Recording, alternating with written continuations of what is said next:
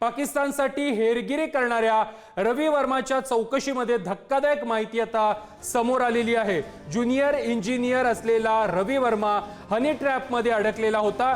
फेसबुकच्या माध्यमातून पाकिस्तानी गुप्तहेर महिलेनं हनी ट्रॅपमध्ये त्याला अडकवल्याची माहिती आता उघडकीस आलेली आहे।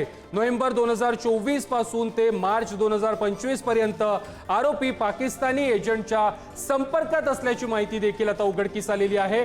आरोपी रवीनं नौदलाशी संबंधित गोपनीय माहिती पाकिस्तानी एजंटला पुरवल्याचं देखील आता चौकशीमधून उघड झालंय। पाकसाठी हेरगिरी केल्याप्रकरणी रवी वर्मासह तिघांना काल ठाण्यातून एटीएसनं अटक केली आहे। दरम्यान या संदर्भात अधिक माहिती देत आहेत आमचे प्रतिनिधी निकेश शार्दूल। निकेश, काय अधिकची माहिती या चौकशीतून समोर येते? एटीएसने अटक केलेल्या रवी वर्मा जो आहे तो सध्या ठाण्याच्या एटीएसच्या ताब्यात आहे। गेल्या 2 तासापासून रवी वर्माची चौकशी जी आहे ती याच एटीएसच्या कार्यालयात सुरू असलेली पाहायला मिळते। खरं तर गुरुवारी या रवी वर्माला एटीएसने अटक केलेली आहे आणि न्यायालयाने 2 दिवसांची पोलीस कोठडी सुनावल्याच्या नंतर रवी वर्माच्या अधिक चौकशी जी आहे ती सुरू असलेली पाहायला मिळते आणि या चौकशी दरम्यान अनेक धक्कादायक माहिती जी आहे ती समोर आलेली पाहायला मिळते। रवी वर्मा हा पाकिस्तानच्या 2 फेसबुक अकाउंटच्या संपर्कात होता। त्यातला एक पायल शर्मा आणि इस्प्रीत अशी या 2 पाकिस्तानी व्यक्तींची फेसबुकची जी आहे ती अकाउंट होती आणि रवी वर्माने तब्बल 14 सबनीस आणि युद्धनौकांची माहिती जी आहे ती पाकिस्तानी अकाउंटला पाठवलेली माहिती जी आहे ती एटीएसला मिळालेली आहे। रवी वर्माने नेव्हल डॉक मधल्या युद्धनौकांची माहिती आणि फेसबुकच्या अकाउंट धारकांना ही माहिती जी आहे ती संपूर्ण पुरवलेली आहे। युद्धनौका तसेच इतर जहाजाची माहिती आणि चित्र बनवून देखील त्यांनी पाकिस्तानला पाठवलेली आहे। 2024 पासून पाकिस्तानी फेसबुकच्या अकाउंटच्या संपर्कात रवी वर्मा होता।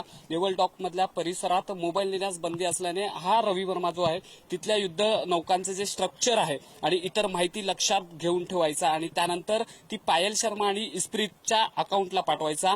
रवी वर्मा काही ऑडिओ आणि टेक्स्ट स्वरूपात देखील चित्र काढून पाठवायचा असेही या संपूर्ण तपासामध्ये समोर आलेलं पाहायला मिळतंय। पाकिस्तानी इंटेलिजन्स ऑपरेटिव्हचे फेसबुक अकाउंट असलेल्या पायल शर्मा आणि इस्प्रीत या खात्यावरून एका प्रोजेक्टसाठी युद्धनौकांची माहिती हवी अशी मागणी जी आहे ती रवी वर्माकडे केली गेलेली होती आणि हनी ट्रॅपमध्ये अडकलेल्या ह्या रवी वर्माने ही संपूर्ण माहिती जी आहे ती पायल शर्मा आणि इस्प्रीतला जी आहे ती वारंवार पाठवलेली तपासामध्ये आलेली पाहायला मिळते। खरं तर 2024ला एकंदरीत 5 अकाउंटच्या संपर्कात रवी वर्मा होता। त्यातल्या ह्या 2 जे फेसबुक अकाउंट होते इस्प्रीत आणि पायलचं, या दोघींनी जे आहे ते रवी वर्माला अगोदर प्रेमाच्या जाळ्यात अडकवलं आणि आम्हाला एका मोठ्या प्रोजेक्टसाठी काम करायचं आहे, त्यासाठी तुझी मदत लागणार आहे अशी त्याच्यासोबत बतावणी केली आणि रवी वर्मा ज्या डॉकवरती काम करत होता त्या ठिकाणी मोठमोठे जहाज जे आहेत ते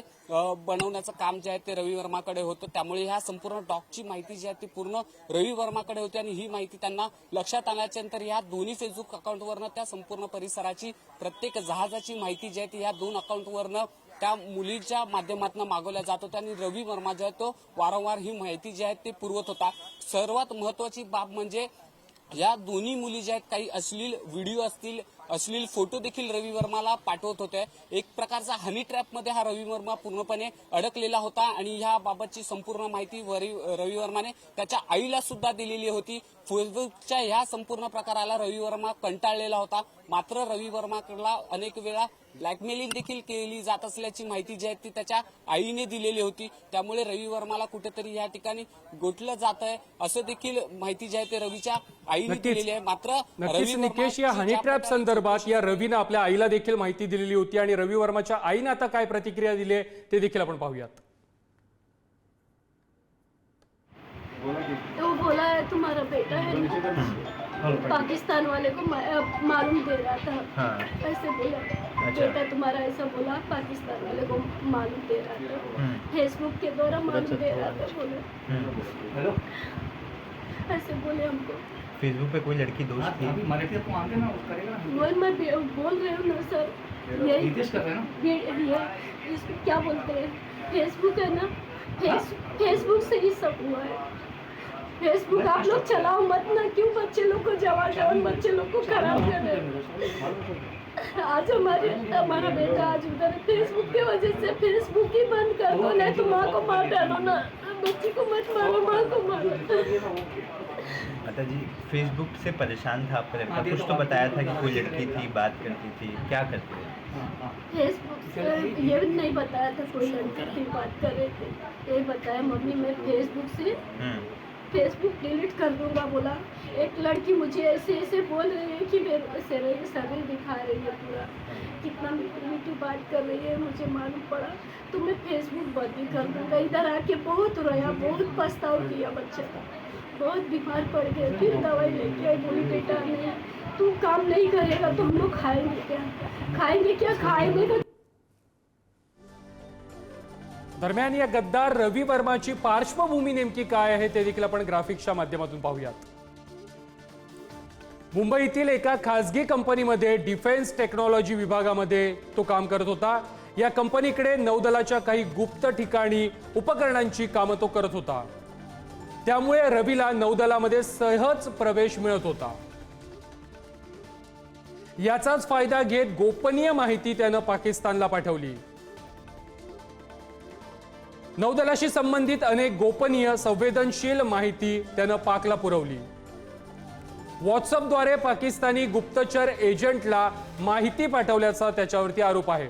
रवीला पाकिस्तानी एजंटकडून माहितीच्या बदल्यामध्ये पैसे मिळत होते।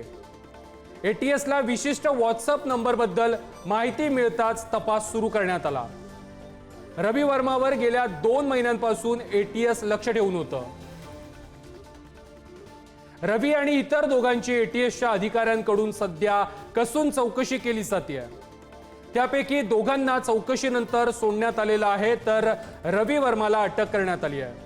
माझा मुलगा निर्दोष आहे, त्याला अडकवलं जातंय, अशा प्रकारची प्रतिक्रिया आता रवी वर्माच्या आईनं दिलेली आहे। रवी वर्माला 2 जून पर्यंत पोलीस कोठडी सुनावण्यात आली आहे।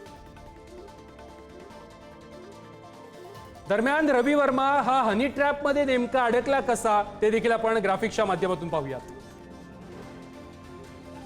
रवी वर्माचा पाकिस्तानच्या 2 फेसबुक अकाउंटशी संपर्क होता।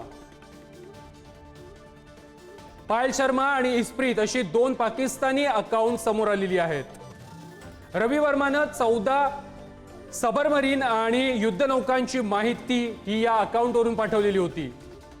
रवीनं नेव्हल डॉग मधल्या युद्धनौकांची माहिती देखील फेसबुक अकाउंटवरून पाठवलेली होती। युद्धनौकांसह इतर जहाजांची माहिती आणि चित्र देखील त्यानं काढून पाठवलेली होती। 2024च्या नोव्हेंबर पासून रवीचा या फेसबुक अकाउंटशी संपर्क होता। रवीनं ऑडिओ, टेक्स्ट मेसेज आणि स्केचच्या स्वरूपामध्ये ही माहिती पाठवल्याचं आता उघड झालंय।